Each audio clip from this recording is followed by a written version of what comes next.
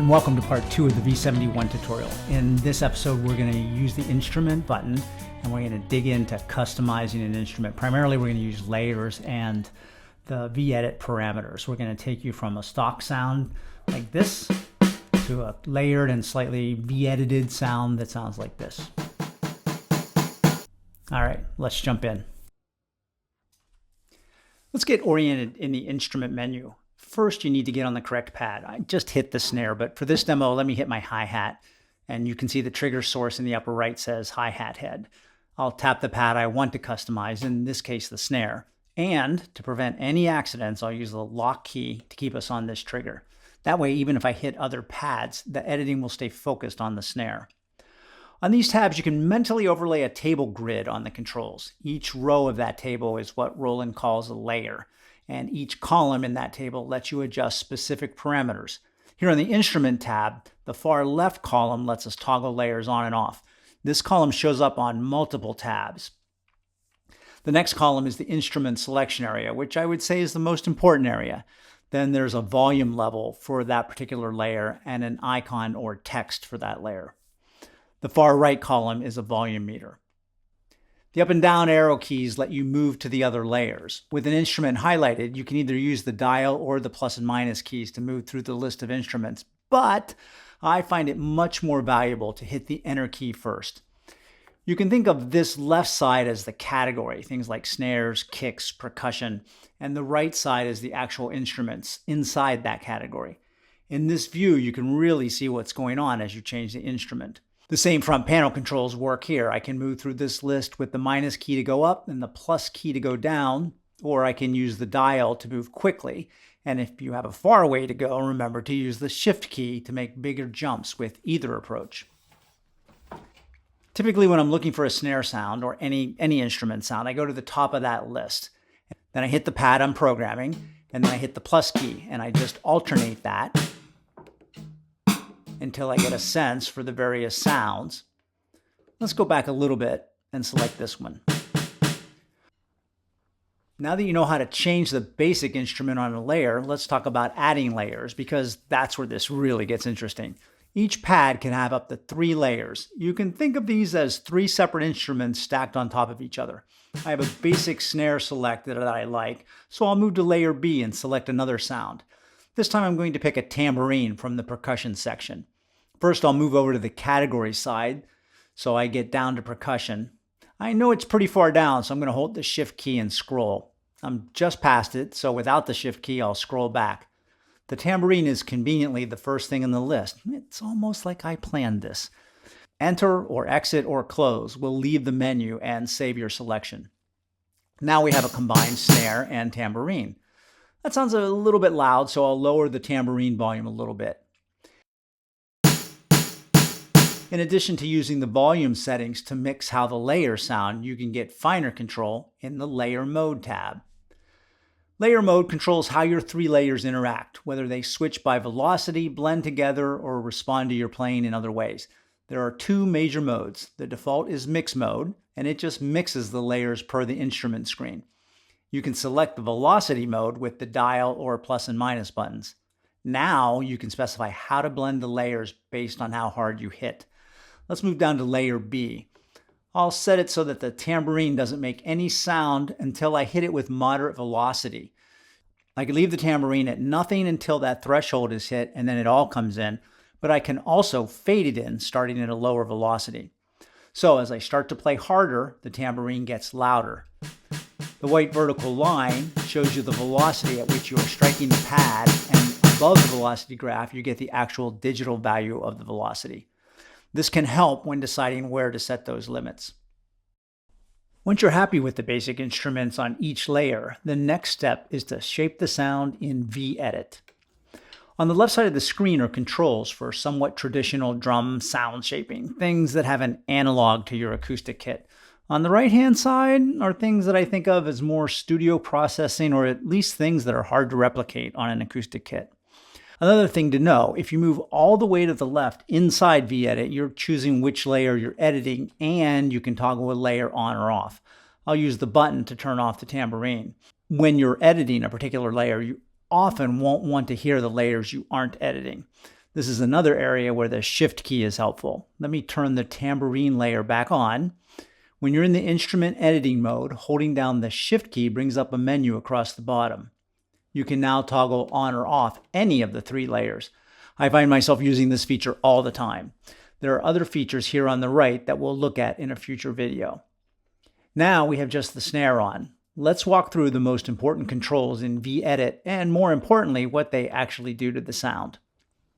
First, pitch and tuning. The tuning control is like tightening or loosening the drum head. It runs from -100 to +100 and is intended to mimic doing the real-world operation on a drum. I'll start at the default, then tune it up and down a bit so you can hear the difference. Let's leave it a little higher than the default. Next, let's shape the tone, how ringy or dry the snare feels. The muffling setting is where you tell the drum how much to ring.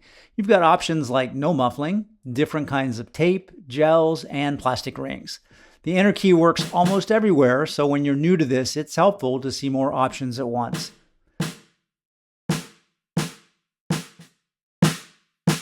Let's back off a bit on the muffling and leave it there. Now let's look at shell depth. This simulates using a shallower or deeper snare drum. Deeper shells tend to sound fuller and longer, while shallower shells sound tighter and snappier, and at extremes, pretty thin. Depending on the instrument, you may also see controls for overtones or ringing. This snare doesn't have overtone control, but many of them do. We can adjust the strainer tension, and this can interact with the wire type.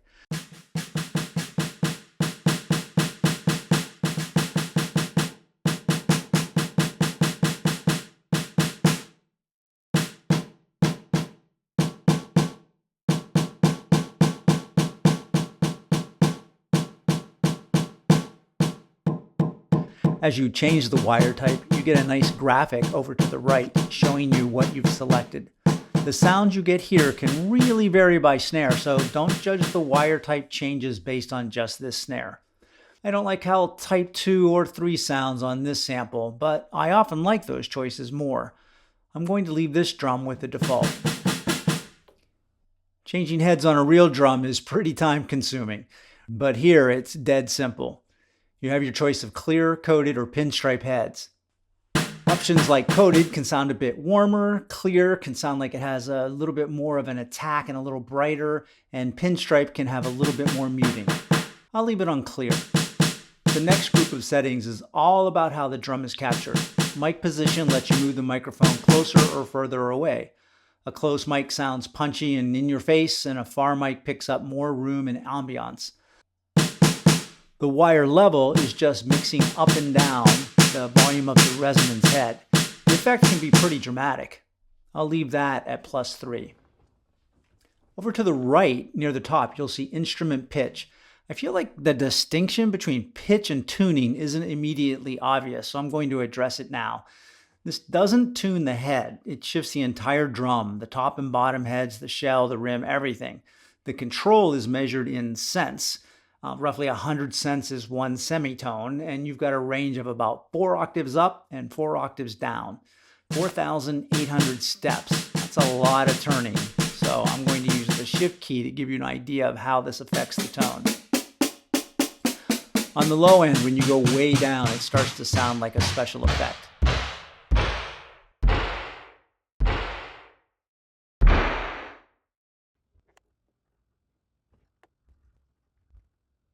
Let me turn the tambourine part on just so we can see a different V-Edit screen. There's a lot less to edit here.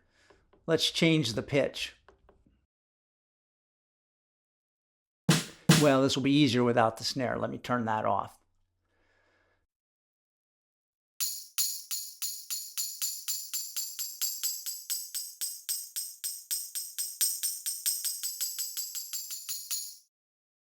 Let me just quickly touch on the last couple of settings on the snare.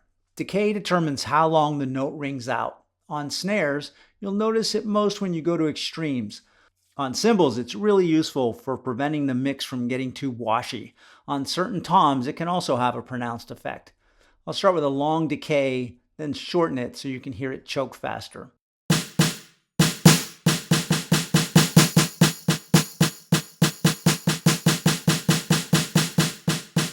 If your cymbal or snare tails are building up too much in a song, a simple trick is to bring decay down. I typically end up somewhere around 60 to 75, and you can see if that cleans things up for you. The instrument pitch sweep on a short duration sound like a snare sounds very similar to making a pitch change.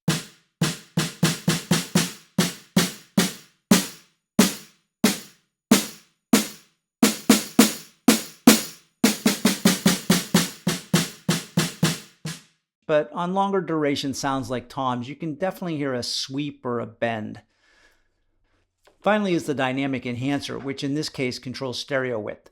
Normal keeps things centered and focused. Wide spreads the sound out more in the stereo image. I haven't really experimented with this much, and on a snare, I'm not hearing much effect.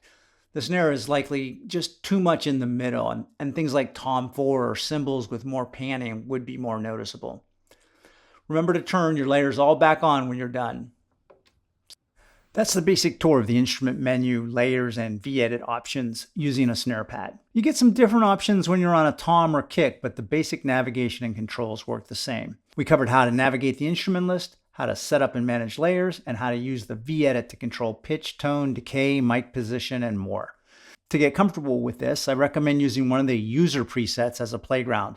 Modify the snare, tom, cymbals, and kick drums. Don't worry about getting a specific sound, just experiment with the controls and move things to the extremes to get a good feel for what they do. If this was helpful, let me know how you use it in the comments and share any tips you have for sculpting sounds. There are some things we skipped, and I plan on doing some more advanced tutorials on things like transients and EQ. Thanks for watching. Rock in peace.